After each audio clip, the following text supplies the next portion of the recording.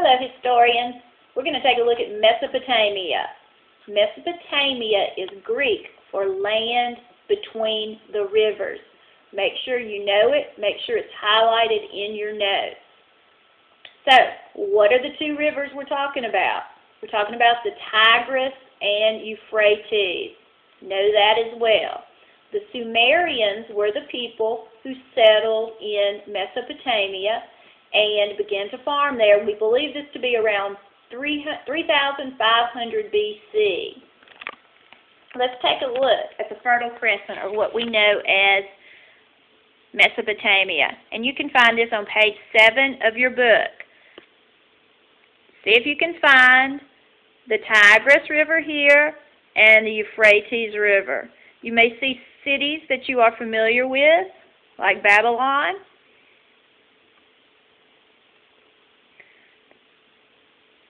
Please look at your book. Page 7.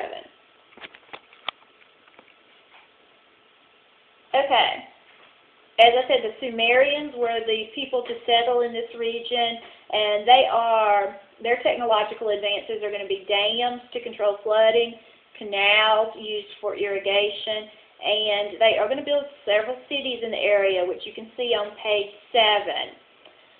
In Sumeria, the king is going to be the political leader and high priest, but each city is going to have its own god that represents that city.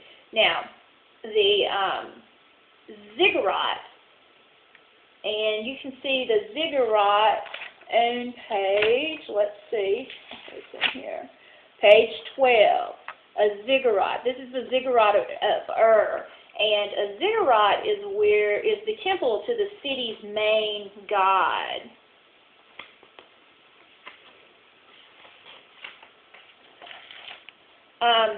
The city is a theocracy. A theocracy is government by a divine authority. Today, when we say theocracy, we're talking about when religious leaders actually run the government. The most well-known theocracy today is in Iran, where the religious leaders actually run the country.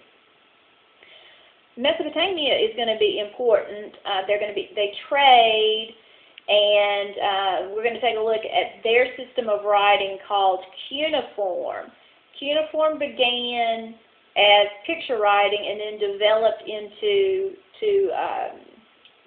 a script writing. This is the oldest writing in the world that we know of. So that's cuneiform.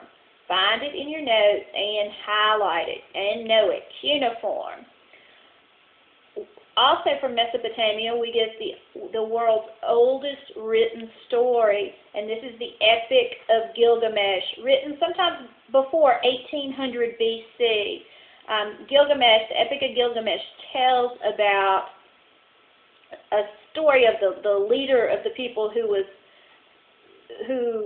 sent by the gods, someone to keep him busy because he was terrorizing the citizens, raping the women, just harassing the citizens. So the gods send him a friend, and they have these great adventures. So very good story. The Epic of Gilgamesh, the world's oldest story, written in cuneiform. The Sumerians are known for the wagon wheel, the arch. This is a very advanced architectural device because it supports weight evenly. So y'all know what I'm talking about, an arch. Hard to do, apparently, but the Sumerians did it. They did pottery on a potter's wheel. They developed a sundial to keep track of time. They developed a number system it's a base 60 number system. Anyone know what ours is? Our number system? Base 10. Base 10. They also developed a 12-month calendar from observing the phases of the moon. And this is the calendar we use today. There's going to be a lot of changes made, but basically we have 12 months in our calendar based on the phases of the moon. And, of course, geometry. They had to have that because land ownership is so important, and these people were builders as well, so geometry is very important, math skill.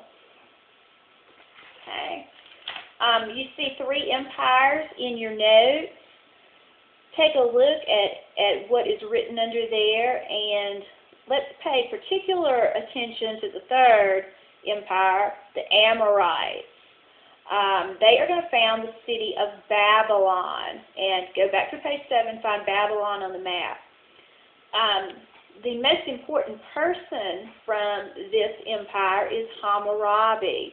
He was a king, and he is going to unite all of Mesopotamia. But what we know him for today is the Code of Hammurabi.